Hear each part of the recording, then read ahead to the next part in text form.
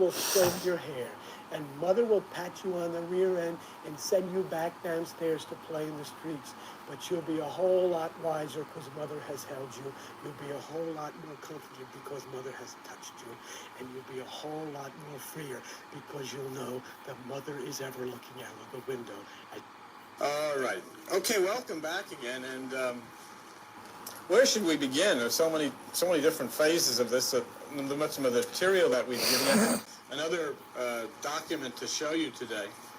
But one of the things I think that we got involved in last week, we should spend a few moments about this, because these are things that are scientific. There's nothing that we talk about here that has anything to do with religion. There's nothing that we talk about here that has anything to do with spirituality, because none of that stuff exists. It doesn't. You know, we sometimes wonder why we have such difficult times in our lives, and with our families and our health and so forth and so on.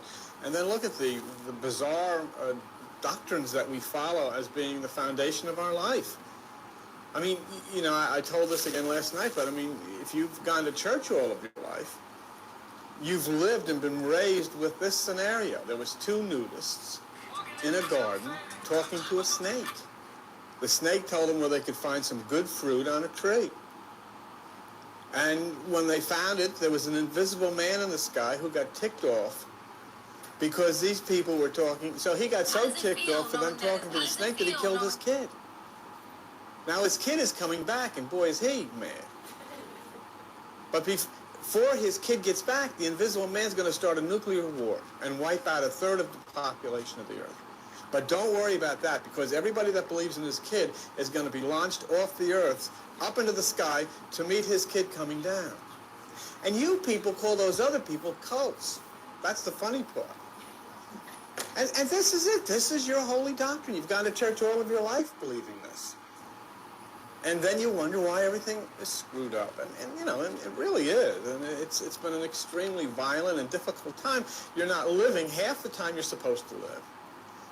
And so many of us are filled with all kinds of diseases. Basically, the reason that we are is because you have, sitting on the top of your shoulders, between your shoulders, an instrument which is a computer called brain.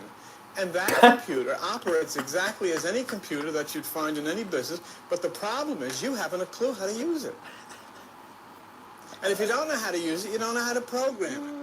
If you don't know how to program it, what's coming out of there is a lot of trouble, because what's going in there is not what should be going in. And that's all life is. There is no demons in you. There is no devils in you. These things don't exist. Inside of you is electricity. There are organs inside of your head that operate on electricity. In fact, if you've noticed, as I've told you, the word angel is actually the word angle. Angle of light. Which means electromagnetic fields that come back and are reflected through space dust and impact the earth and impact on your brain. And when they impact on your brain, they cause an arc between receptors of your brain, which cause you to think differently. And that's the arc angle. But we, instead of understanding this from electric and scientific standpoint, have put together a picture of some guy with wings on floating around with a white robe and going through clouds and even playing harps and all kinds of screwy